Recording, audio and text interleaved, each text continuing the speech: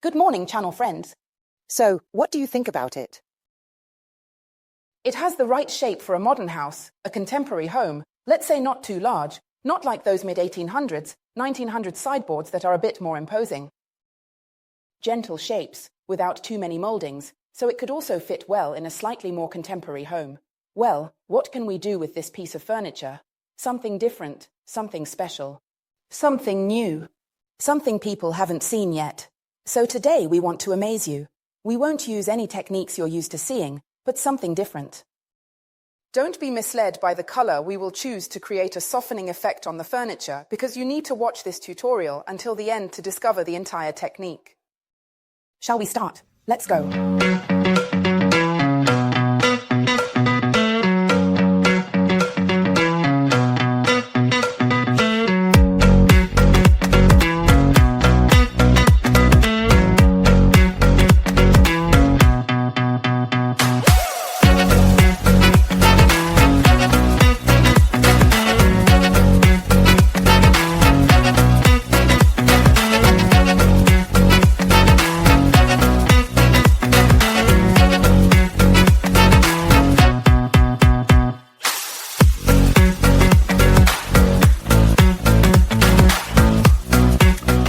This piece of furniture is slightly shiny, so it needs to be cleaned more thoroughly than the others to be painted properly. You often ask me what you can use instead of ammonia. If you are allergic to ammonia, you are practically allergic to almost all types of soap, as it is a surfactant and degreases very well. That's why we use it often. It degreases well, costs little, and is available everywhere. If you are bothered by the strong smell, use the scented one. But I assure you that ammonia is truly the best cleaner you can find to purify surfaces before painting them. So, if you hate the smell, maybe wear a mask. Obviously, wear gloves as I am doing now. Definitely prioritize the scented ammonia, not the regular one which smells a bit more, but remember, ammonia is a simple active agent, so it purifies and dissolves grease on surfaces. We add about a glass of ammonia to 2 liters of water, and I assure you that you can hardly smell it. We also add some baking soda, about 4 to 5 tablespoons. Many of you say that baking soda is useless, but it does have an effect. In fact, the baking soda helps the ammonia work much better, and you will realize that this whitening effect created by the solution with ammonia and baking soda can be easily removed by wiping with a wrung-out microfiber cloth, which is much more effective and much useful. If you don't add the baking soda, you'll see that it degreases much less. Use the green side of a dish sponge and always go along the grain, never against it, to degrease the entire surface. Here, there's a veneer, so you need to be very careful to wring out the sponge even more, because if you don't, you'll fill the furniture with water and damage it, which is something you must avoid. You can see that Emma has taken another cloth because she works on different areas than I do, and we are removing all the dirt from this piece of furniture. Often, one wash with our bar is not enough. You often need 2 washes. Look at the dirt on this piece of furniture. It's normal if they are pieces of furniture forgotten in the basement. It's better to wash them multiple times with well-wrung sponges. The product you apply to the surface should be minimal. Let's continue.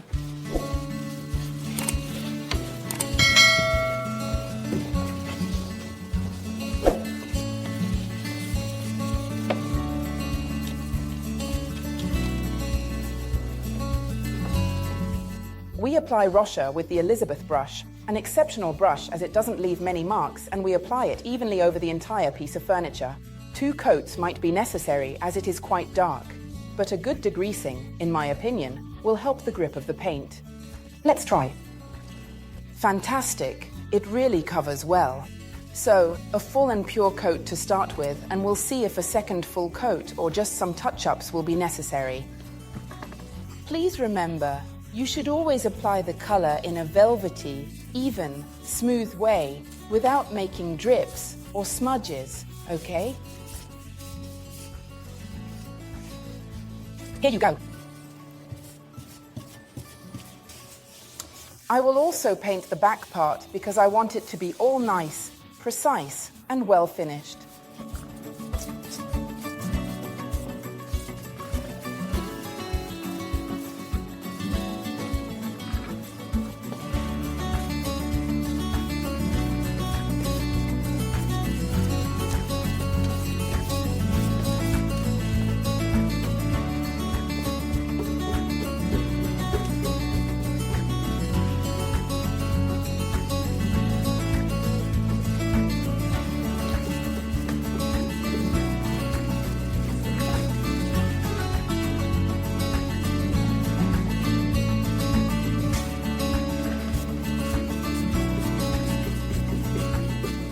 Second coat applied evenly across whole surface. I avoided applying the first coat on this small part of the door because there will be a surprise here. Not a decoupage, not a stencil, nothing you might think of. So first, we apply the second coat of pure Rocher over the entire surface to even it out, and then we move on to the decorative part. The color is beautiful and even. There's no need for me to tell you any nonsense. As you can see, the second coat makes it perfect. A third coat is never needed. Don't think that more coats might be necessary. 2 are enough. Even from a dark color to a light color.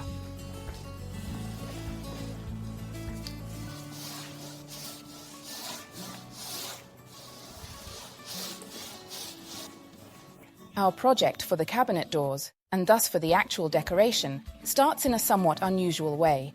In fact, it begins with a vintage base on the 2 central panels.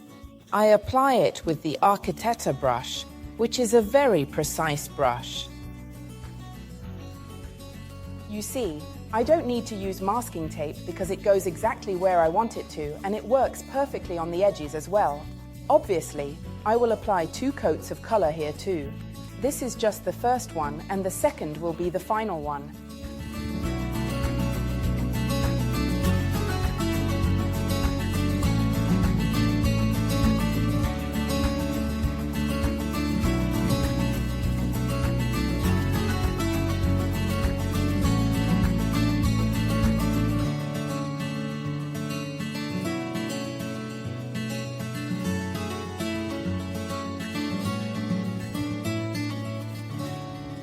Today's technique features an unavailable product. I'm joking. We chose 2 leaves. Leaves from a plant that is really everywhere here in Italy, a hydrangea. Equip yourselves with small, medium, and large leaves, depending on the availability and the size of the furniture. For a small piece of furniture, perhaps even larger leaves. For a very large or medium piece of furniture, the leaves should be calibrated. Now, we start by applying a first layer. We will show you clearly what it takes, how the imprinting of the leaf on the surface looks, and then gradually we will work on layers. So today, you need to pay close attention and watch all the steps. So, let's get started. Elise, we put it on our tray.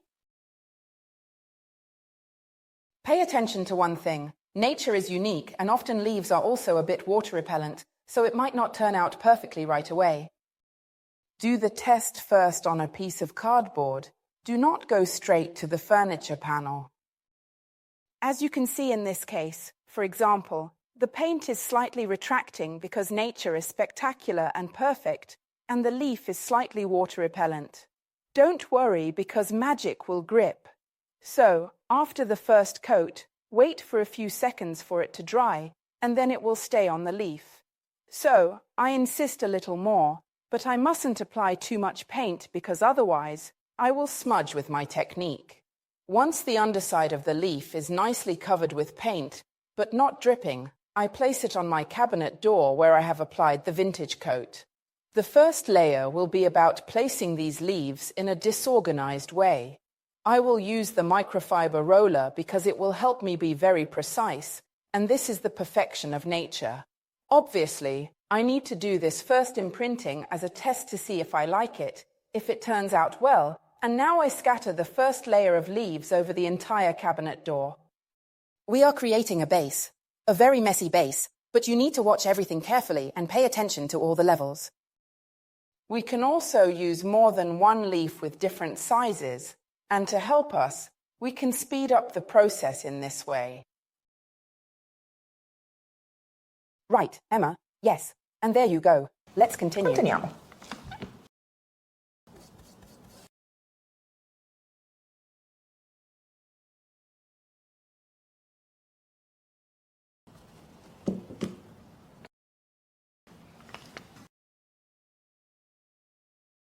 It is very important not only to make a nice print of the leaf on its own, but also to overlap. So, if you wish, you can start from the first layer in some parts where the first leaf is already dry, and overlap a bit another one. The roller must always be nice and dry, remember that. You see, it doesn't matter if in some spots it is slightly lighter, The important thing is to start overlapping.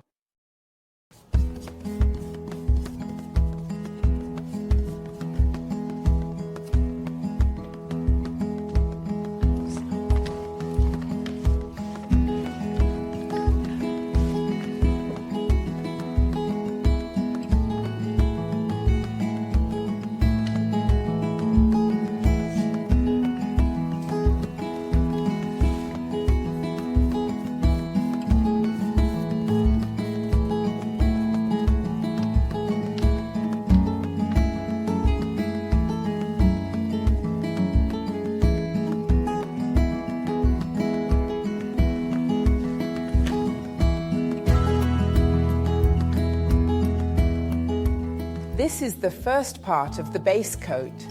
We add a bit more vintage, our base color, in a small bowl, just a tiny bit, a tip of the brush, and dilute it with water, a lot of water.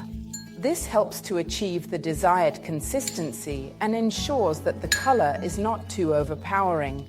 It should really be water slightly tinted with vintage. I add a bit more because I need to be sure that it is, you see, just a tint. Now, watch carefully. We are going to watercolor all our leaves, precisely. We obviously do not want to dirty our frame, which is made with Rocher. That should remain our frame. But we blend the vintage so that it lightly mists the first layer of leaves.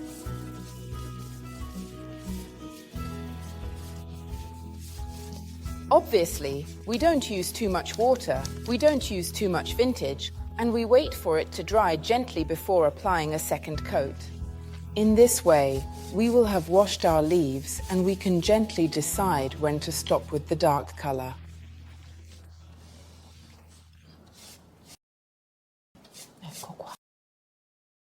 We can also use a foam to speed things up. Let the first layer of watercolor dry quickly so we can immediately apply a second one.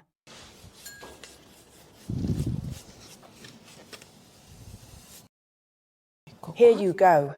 We do it again on this side as well. It's time to dry, so we immediately do another vintage coat.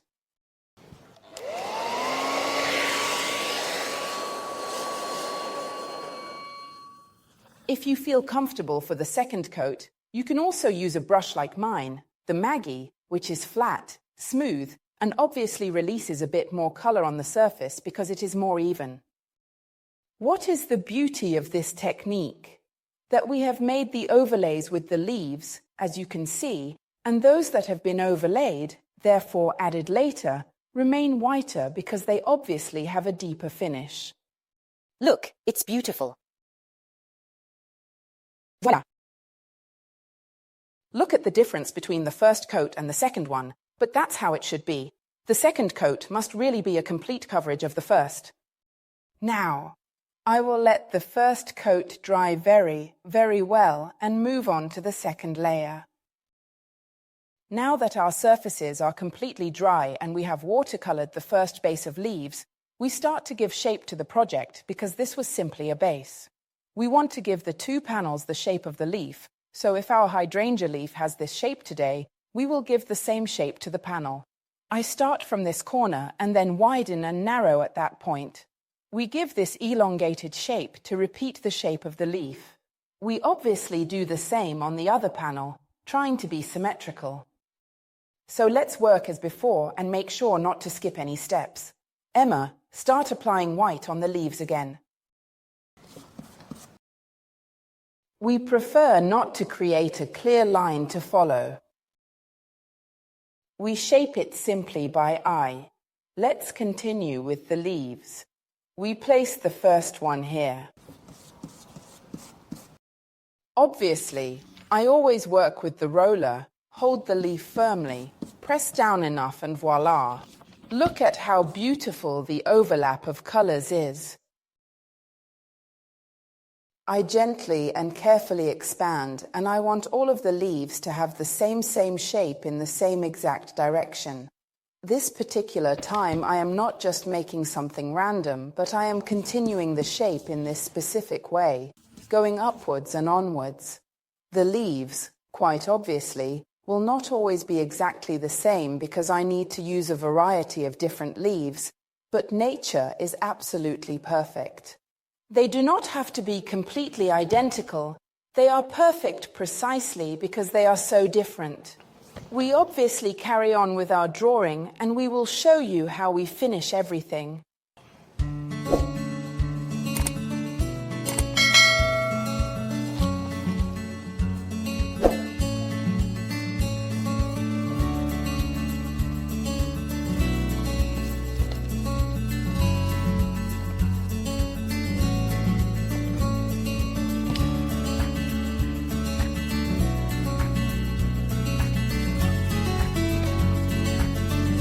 We now prepare the first two colors for the watercolor overlay. A drop of Cherì, diluted of course with water, just a little, the tip of a spoon. That's what you need to get. A drop of Serendipity, our purple, because purple is present in dry leaves.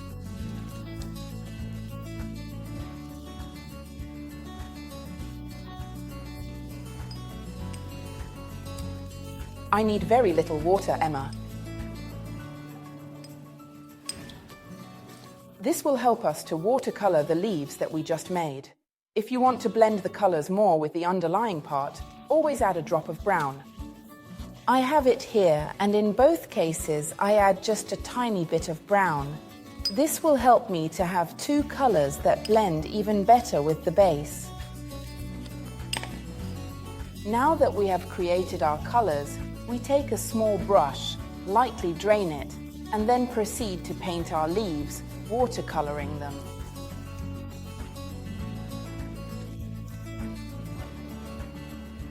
So we will have a leaf where the underlying part is visible, but the watercoloring will tint it the color I want. I am now choosing these, of course, but you can choose the color you like. I take the color, and once I have made my watercolor edge more defined, I proceed faster. Almost as if I were coloring with a marker, no difference. I try to do everything well until I reach the bottom of the leaf. Obviously, the leaves must all be done to have the right intensity. I will then decide where to use watercolors more and where to do less to create light and shadow. When it is dry, we can proceed with the second color.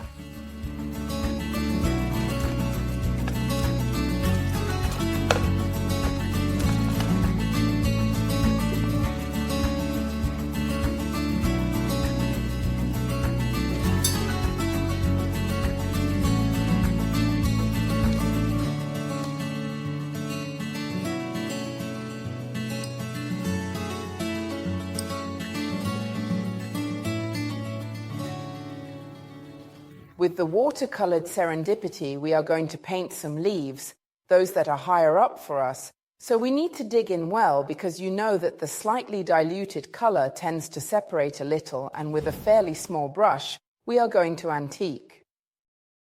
Is it okay? I prefer to do the stem first and then gently move to the inside of the leaf, so that it provides a nice central shade to my leaf.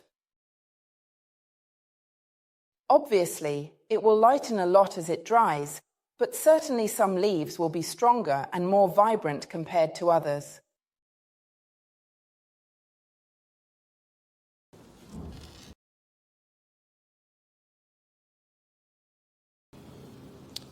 If I want to accentuate the tone even more in some areas, I just need to pick up the brush again when the purple is drying and go over it.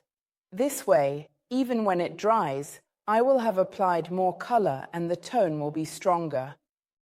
I leave more color. You see that in the center I increase the tone, and in this way the watercolor, when it dries, stays more.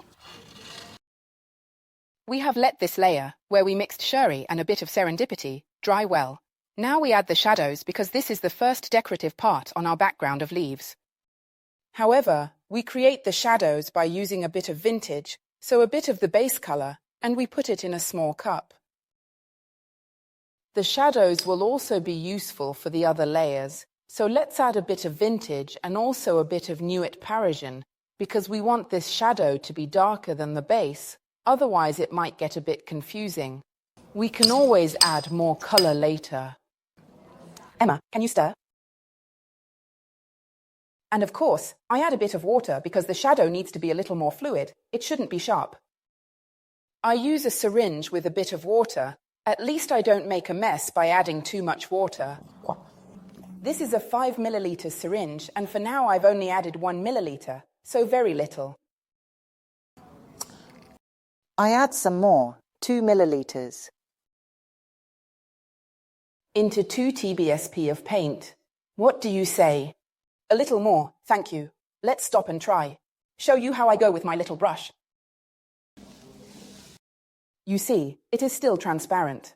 It affects like a shadow, obviously not a black shadow, but a shadow of the leaf, but it does have an effect. Without covering too much. Now we need to add shading to these leaves. What do I mean? That they have fallen flat. So, on top, they have light, and underneath, they have shadow. Therefore, the entire outline of the leaves must be done with shadow. This part, that is obviously lower. I do it this way. And remember that there will always be a shadow below and a shadow above, because this leaf, for example, is above this one.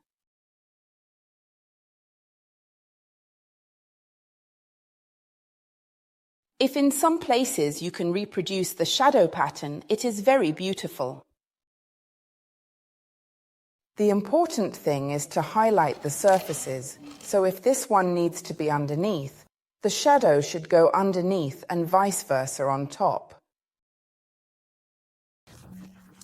You see, this leaf is on top of the other leaf, so it is right that this leaf goes on top.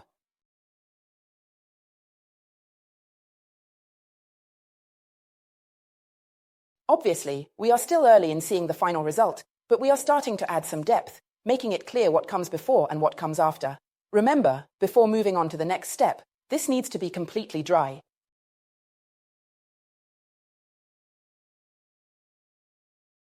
Our shadow made with vintage and Nuit Parisian is dry. Now we continue by adding a new layer of leaves. Emma has already started painting it with clear sand, using the brush, and we start from there. You need to be precise, so don't let it move because the higher we go, the more crucial it is to be precise.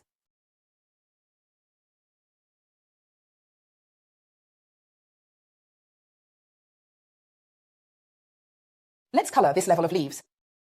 We chose Torta di Zucca, so a nice orange, which contrasts well with the Cherì and the vintage, but we still add a bit of Cherì anyway. Because the leaves are not all of a single colour. In this season, they are beautiful, almost all marbled. We use very little colour, a tiny amount is enough, both for Cherì and Torta di Zucca. Also, it needs to be diluted anyway. I always have my syringe with a bit of water. Here and right here. It must be a glaze because our leaves should not lose their shape. They should always remain themselves, simply with a veil of colour. We also keep a small piece of paper towel nearby, just to drain the brush and be even lighter in the application of the colour on the leaves. You see, this is more or less the colour I get, very covering anyway because these colours are covering, but very watery. We start with the Torta di Zucca. Instead with the Cherì, we will add spots almost as if the leaf were stained.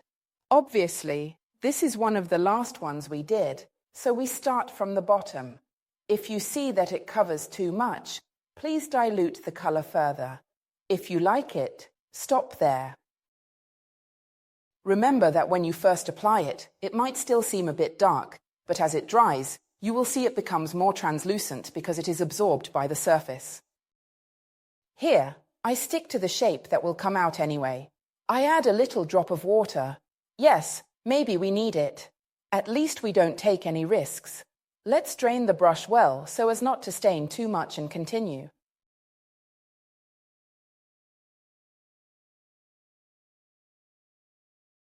If you want to have a fair test, Perhaps take a hairdryer and dry the leaf immediately so you can see if the dilution intensity is suitable for you.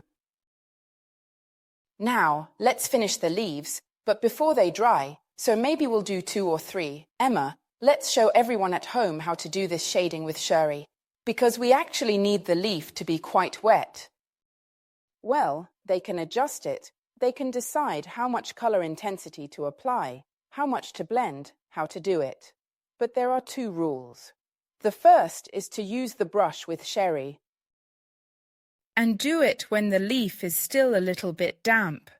You can simply paint some spots, because sometimes, as you know, leaves get spots in nature when they are a bit dry, or you can give a light shading in this way. You know that being damp it will then dry and change. Here I would leave it a little whiter because I like the light hitting it. Also here, maybe in the lower part, I'll fill it a bit more with the Cherì. In this way, there will be more shading in the underlying part and there will also be a nice shadow.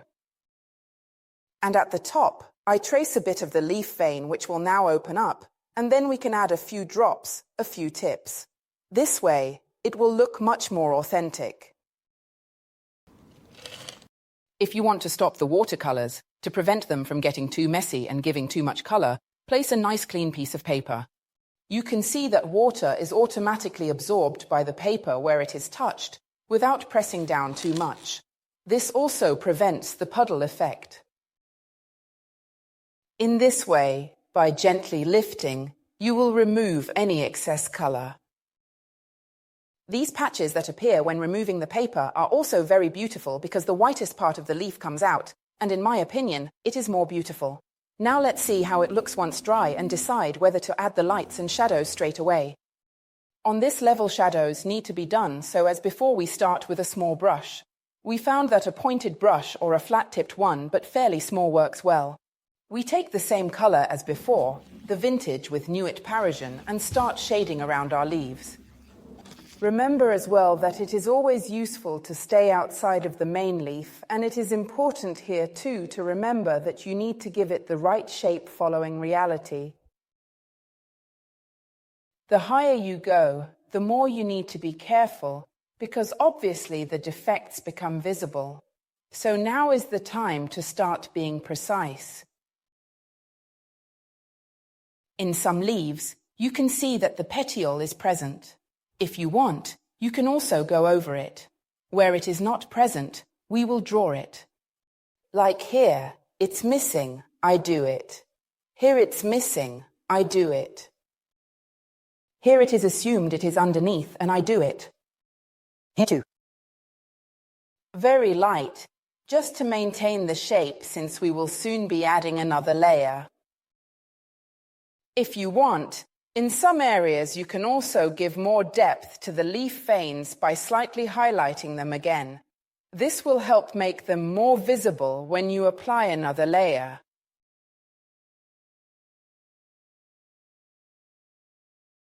Here too, we add some grain patterns so that they are clearly visible and not lost, as we will be applying another layer soon. This step is very easy, don't be afraid, because it is really easy. Here you see, we bring them all back into focus so they are not lost. Very beautiful indeed. We continue on this level where we change tones. Obviously, the higher you go, the more precise you need to be. So be careful not to make a mess and to create a nice, precise leaf. If necessary, make sure to dry between coats with a hairdryer. Beautiful. We have added a drop of Profumo deodorant here in our tray. Of course, we also added some drops of water here to make it more transparent when applied. And this time we will make our last larger layer, always using the lighter color and the orange color, so the Torta di Zucca. And as always, we start from the bottom and work our way up.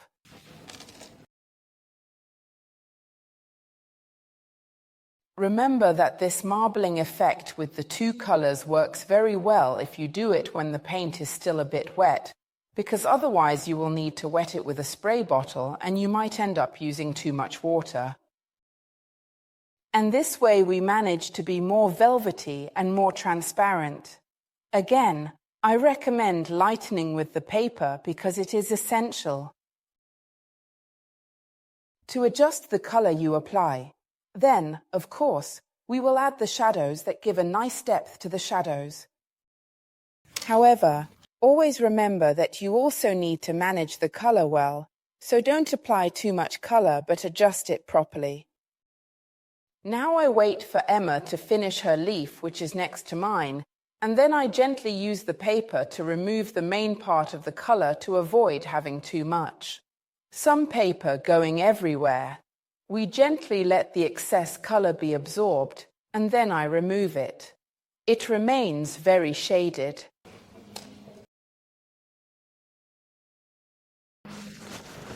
These are not steps we can do mechanically, so we need to do them slowly step by step, and try to understand what we like the most and what we like the least.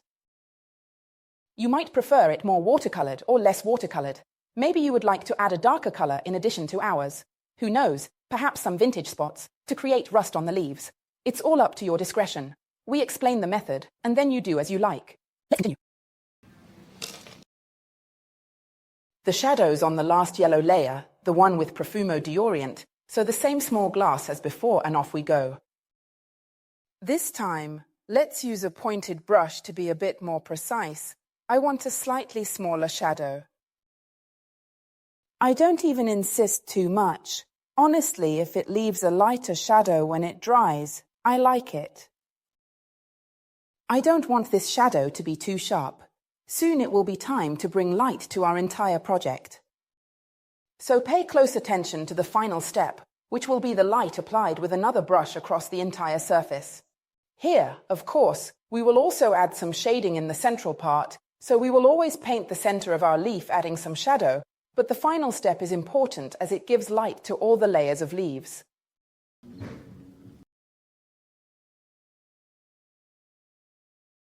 One of the final steps in the decoration is the lighting, as all these colors need to stand out. We will add light on all levels, on the yellow leaves, the orange leaves, and the purple leaves. We use a very small, very pointed brush. This is a number 30, and we will go not only in the center of the shadow of the leaf, but also on the textured parts of the leaf. It is important to use pure paint because at this moment we need it to color. Try to be precise and avoid having a finish that is too coarse. In this way, it will also be more delicate. We highlight all the details of the leaf. Even the lateral parts. The light is used precisely to draw the eye to the brighter parts of the leaf. Now we do this work on the entire part of the door. Then there will be a second door to do, and then there will be the finishes on the piece of furniture, as the furniture is not finished like this.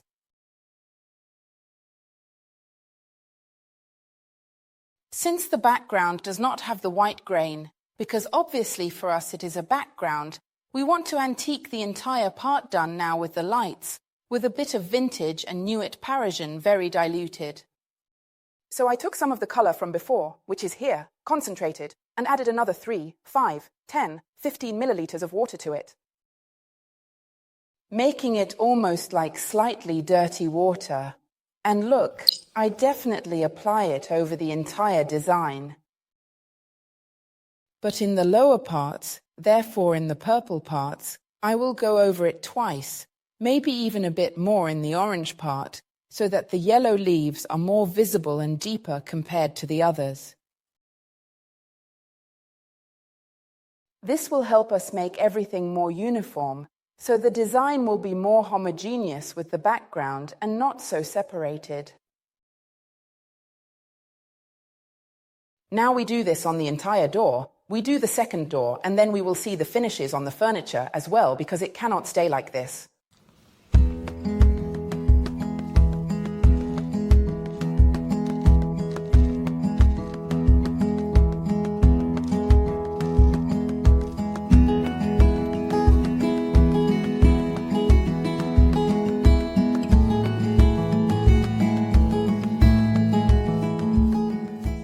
We decided to do the stripping on the entire piece of furniture outside to keep our lab tidy, and we didn't want to get it dusty. So we came out because I am much more agile, and I laid the piece of furniture down to be able to strip the front part well. I put a 100 grit sandpaper on my sander, and we make holes so that it still vacuums some dust. This nice plate that you find inside all sander boxes is used to make these holes. The vacuum cleaner brings some dust here. I will pickle the entire structure. I will decide how I want it as I go along, as I am unsure how much I want to accentuate it.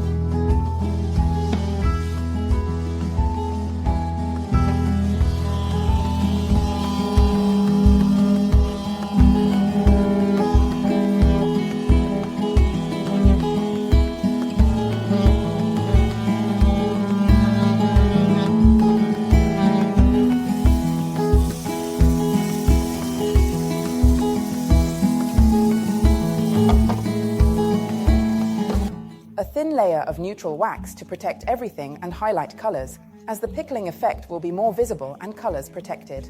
We don't need to apply much more because it's not necessary. Jasmine wax, a soft brush only for wax, and off we go. Let's move on to the colors so you can immediately see how they turn out. And remember, a good wax application should be done first horizontally and then vertically, because every millimeter of the furniture needs to be well protected. Let's move the colors. You can see how gradually, as the surface starts to absorb the wax, the colors become more vibrant and hydrated.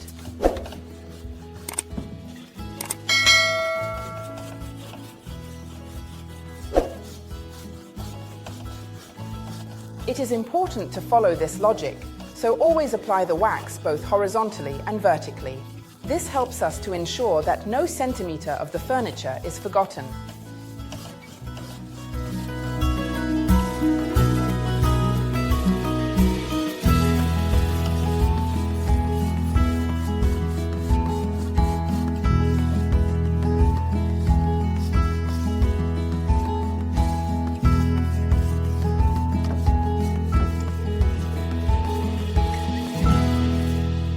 This makeover is also finished. We always say the usual phrases because otherwise Franco gets upset and doesn't have the right timing, right? So, the finish on this piece of furniture was very simple. A pickling, a touch of wax, and that's it, because I really liked its soft, light, delicate shapes, not massive like these old, enormous sideboards. These are some nice frames for these doors, which are more cheerful than the classic colours found in autumn. Actually, they are leaves that bring a lot of cheerfulness. Just let me know in the comments if you like this new technique. The reproduction of leaf and shapes can be done with flowers. It can be done with any type of mold because the nature is the mold. It would be nice to do it with fig leaves, larger leaves, even with ivy, with fern. In my opinion, it works very well with fern, especially in black and white. Black furniture with a white fern design. Very optical, very modern. We've given a few hints. I can't wait to see how they imitate and copy restylings, because we all copy from each other. I assure you that we too have taken inspiration from many projects in various places. Like on ceramics, custom pieces, Wonderful. So, write in the comments if you liked it and get your inspiration. Goodbye.